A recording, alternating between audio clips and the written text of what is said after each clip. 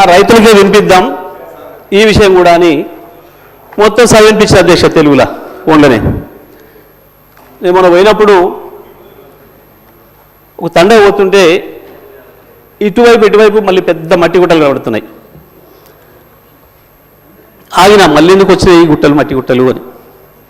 బావులు తీయడం మొదలైంది అధ్యక్ష. మళ్ళీ సరే చూద్దాం ఈ బావికి ఎంత ఖర్చు అయింది, నీళ్ళని ఊరుతున్నాయని చెప్పి కారు దిగి బావి దగ్గర పోయినప్పుడు అక్కడి నుంచి గొర్రెలు వస్తున్నాయి. గొర్రెలు కాసుకున్నాయి రైతులు, గొర్రెల కాపర్లు కూడా సోదరులు కూడా వచ్చారు. వాళ్ళకే చేసిన అధ్యక్ష. వెంకట్రాములు రాజయ్య ఇద్దరు ఎందుకు రైతుల గురించి అలాగే భయపడుతున్నారు, గొర్రె కాపర్లు రైతులనే భయపడుతున్నారు అధ్యక్ష. వాళ్ళకే మాట్లాడిన అధ్యక్ష నేను. ఎందుకంటే ఇది ప్రజలకు సంబంధించిన బడ్జెట్ కాబట్టి ప్రజలతోనే మాట్లాడినా మీలాగా కమిషన్లు ఇచ్చినట్టు మాట్లాడలేదు. నేను రైతులతో మాట్లాడిన అధ్యక్ష. మా వెంకటరామయ్య మా రాజన్న ఇద్దరికి వినిపించిన, మా రవినాయక్ కూడా వినిపించి ఇది ఏం మాట్లాడేది దీని మీద నేను ఎట్లా అనిపిస్తుంది అని అడిగిన. ఇలా మీకు అర్థం కానే ఉంది సార్. దీంట్లో మా ఊర్లే వెంకటయ్య అని ఉండే, ఆయన ఊర్లో ఏతు వెంకటయ్య కూడా అందరూ ఆయన కథ ఉంది ఇలా అన్నారు. ఏం కథ అని అడిగిన. ఏం లేదయ్యా, ఒకరోజు పొద్దున్నే ఆయన భార్య సర్పంచ్ కాడికి వచ్చింది. ఆయన భార్య సర్పంచ్ కాడికి వచ్చి కంప్లైంట్ చేసింది, మా వెంకటయ్య నన్ను కొట్టిండు, జర పిలిపించి మాట్లాడమని చెప్తే ఆయన పిలిపించిండు పెద్ద మనిషి. ఎందుకు కొట్టి ఏం సంగతి అని అడిగితే, నేను మా అమ్మగారింటికి నువ్వు పాలు వేయద్దుమని అన్నాడు, నేను పోస్తా అన్నా. నువ్వు పాలు వేస్తే ఊరుకోను అన్నాడు, నేను పోసి తీరుతానంటే నన్ను కొట్టిండు. పాలెక్కడి, నీకు బర్రె లేదా పాలెక్కడి అని చెప్పి ఆయన పెద్ద మనిషి అడిగింది అధ్యక్ష. అడిగితే నాకు 4 బర్రెలు ఉన్నాయి అన్నాడు అధ్యక్ష. ఈ 4 బర్రెలు ఎక్కడిదా, నీకు ఒకటి కూడా లేకపో, మా ఊరందరం చూస్తుంది 50 మంది ఉన్నాం అందరూ కలిసి నీకు బర్రెలు లేవా ఎక్కడిదా అంటే,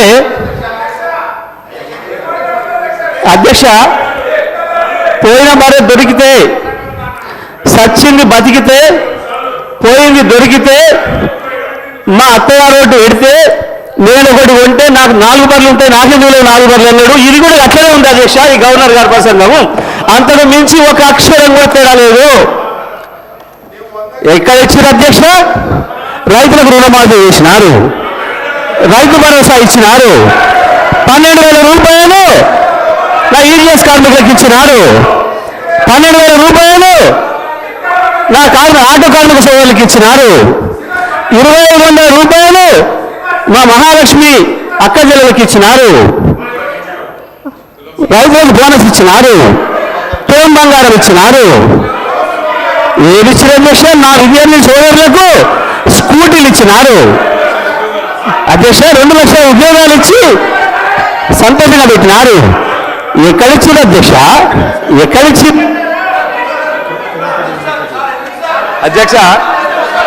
అధ్యక్ష పచ్చ కామర్ల వారికి దేశమంతా పచ్చగా అన్నట్టు ఎన్ని సంక్షేమ కార్యక్రమాలు అమలవుతుంటే గవర్నర్ గారి ప్రసంగంలో అన్ని అచ్చు గుద్దినట్టు చెబితే వాళ్ళకి అర్థం కాకపోతే ఎట్లా అధ్యక్ష? ఆ స్కూల్లో చదువుతూ అట్టే ఉంటుంది అధ్యక్ష. ఈరోజు ఆ స్కూల్లో చదువుకుంటే అట్టే ఉంటుంది అధ్యక్ష అంటున్నా. ఈరోజు 21,000 కోట్ల రూపాయలు రైతులు రుణమాఫీ చేస్తే వాళ్ళ కళ్ళ కనిపించకపోతే ఎట్లా అధ్యక్ష? ఈరోజు ఆడ కళ్ళులో 149 కోట్ల ప్రయాణం చేస్తే వాళ్ళు కనిపించకపోతే ఎట్లా అధ్యక్ష? గృహజ్యోతి అధ్యక్ష 200 యూనిట్లు జగదీశ్వర్ రెడ్డి గారు ఊర్లో వెళ్దాం అధ్యక్ష. పల్లెటూర్లలో 95% గృహజ్యోతి అమలవుతుంది అధ్యక్ష. 200 యూనిట్లు. మహాలక్ష్మి స్కీము 21,000 కోట్ల అధ్యక్ష. మొన్న మా బట్టి విక్రమార్ గారు అంతర్జాతీయ మహిళా దినోత్సవం చెప్పిండు. ఎన్ని కార్యక్రమాలు అమలవుతుంటే ఏదో 4 బర్రెల కథ చెప్పుకుంటూ పోతే ఇంకా మేమే ఉన్నామని చెప్పనుకుంటే ఎట్లా అధ్యక్ష?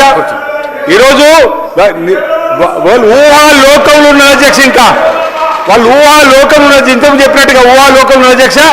ఈరోజు ఈ 15 మాసాల్లో ఈ ప్రభుత్వం అనేక చక్కటి సంక్షేమ కార్యక్రమాలను అమలు చేస్తున్నాం, ముందుకు పోతున్నాం.